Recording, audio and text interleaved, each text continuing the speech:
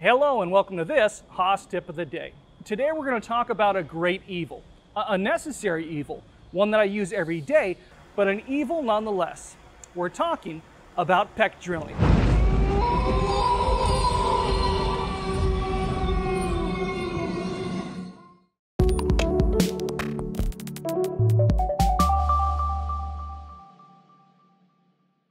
So a man was given the job of painting the white lines down the center of a highway. Now, on his first day, he painted 6 miles. The next day, 3 miles. The following day, less than a mile. So his boss calls him into his office and says, "What's going on? You started out so great." The man looks at his feet and just says, "Boss, I'm trying my best, but that paint can just keeps getting further and further away each day." Get it? You can press pause, we'll wait for you.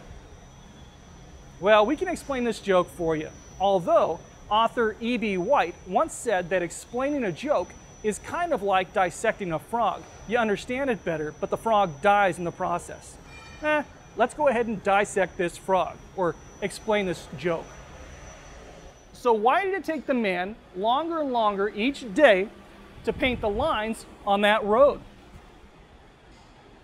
He painted 6 miles, then 3 miles, then 1 mile. He painted 10 miles overall worth of white lines on the highway, but he walked way further than 10 miles. He had to go back and forth, back and forth, back and forth, dipping his brush in that paint can to keep it wet.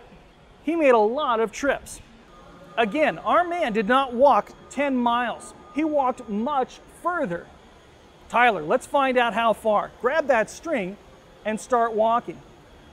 If our man had to dip his brush back in that can every 10 feet to keep the brush wet, then over the course of those 3 days, he would have walked more than 50,000 miles. That's twice around the planet. Tyler, I think we're going to need some more string. I know, this is a terrible joke, not realistic at all. But we explained it, we dissected it, and we thoroughly killed it in the process.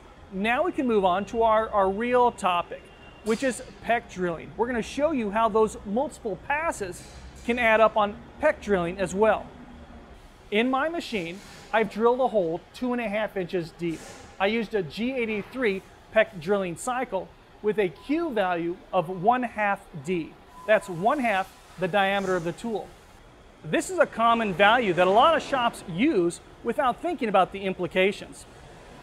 On this part, that works out to 21 passes. Our tool has to go up and down, back up to that R plane and back down to the bottom of the hole 21 times. So, just like our painter, we're going to go much further than our 2.5 inches. We're going to be moving our tool close to 60 inches to make this single hole because we're using such a small Q peck value. So this is really not funny. There is no joke here. We're wasting a lot of cycle time with these small Q peck values. But we can fix this. We've got to fix this. When we drill, much of our tool wear is happening as the tip of the drill enters the material. So with 21 pecks, our tool is entering the workpiece 21 times. We are virtually guaranteeing that our drill is going to wear out quickly with this many passes. When drilling, 1/2 D is way too small for our pecks on most materials. But how far can we go? How much can we take with those passes? Bigger? Bigger? Okay. Typically, depending on the material, we can go 3 to 5 times the diameter of the tool for that first peck. And then with each successive peck, we can take less and less material. So, how do we program progressively smaller pecks? We're going to use that same G83 code, except this time we're going to use IJK pecks instead of Q pecks.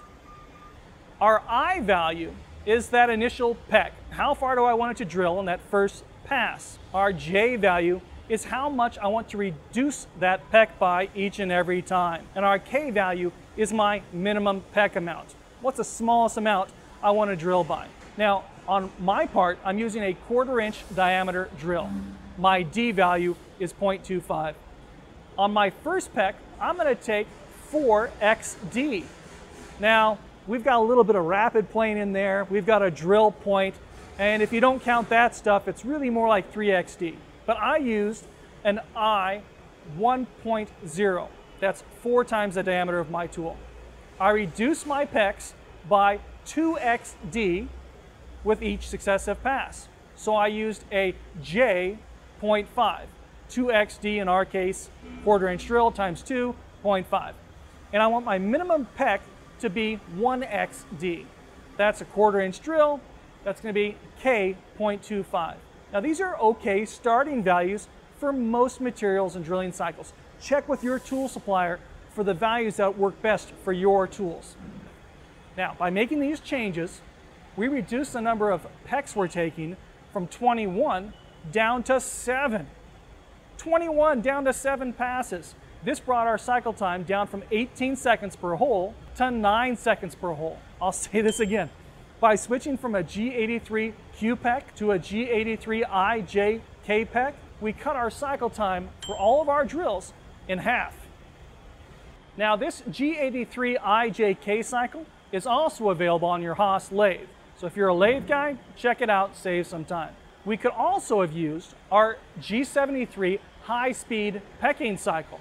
This high-speed cycle is going to drill and it's still going to peck, but instead of retracting all the way back to the R plane, it's just going to back off by the amount that's set in setting 22, usually 10,000ths of an inch. So it backs off a little bit and then it gets right back into the cut.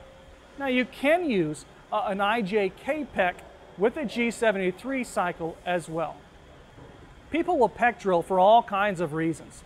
They'll use a G83 IJK if they need to clear some packed chips from their drill, or if they need to get coolant on the tip of that drill. People will use a G73 cycle if they need to break up some long stringy chips, or maybe turn them into little tiny chips. Of course, in a perfect world, we would just use a TSC through spindle coolant drill to drill straight to the bottom of that hole in one shot. It doesn't get any better than that. No pecking at all. That's the fastest way to get there. Now, we showed you a G83 Q cycle. That took about 18 seconds. We showed you a G83 IJK cycle. That took about 9 seconds. We showed you the G73, 7 seconds. And a TSC drill running a G81 cycle that can punch this hole in just 3 seconds. So we've given you lots of tips, lots of options, lots of ways that you can drill faster. Now I'm standing in front of a VF3 SS machine. These SS models have faster accelerations, faster rapids, which means faster drill pecking cycles. If you're running any volume of parts, you might want to look at an SS machine, pencil it out, see if it makes sense for you. Or even one of our DM-DT drill tap machines. Those machines are just built for speed. They're built for fast pecks. Well, I want to remind you to get rid of pecks if at all possible. If you've got a chance, get rid of pecks entirely. If not, use a G83 IJK peck instead of a G83 Q peck. And give that G73 a try if you just want to break up the chips. Now, one thing we haven't mentioned is the tool. We need you to call your tooling supplier. A lot has happened in the last few years in regards to drill and tooling technology. They've got drills that can drill the hole behind me with just regular flood coolant in one shot, no pecks at all, right? Just a better flute design, high polished flutes. There are incredible drills out there. We need you to call your tooling supplier because we want you to make money. We need you to make money. I sound like like one of those TV salesmen, and I don't even care, right? Call in the next 10 minutes and receive a free set of steak knives. Well, we want you to make money. So thanks for letting us be a part of your success and for watching this Haas Tip of the Day.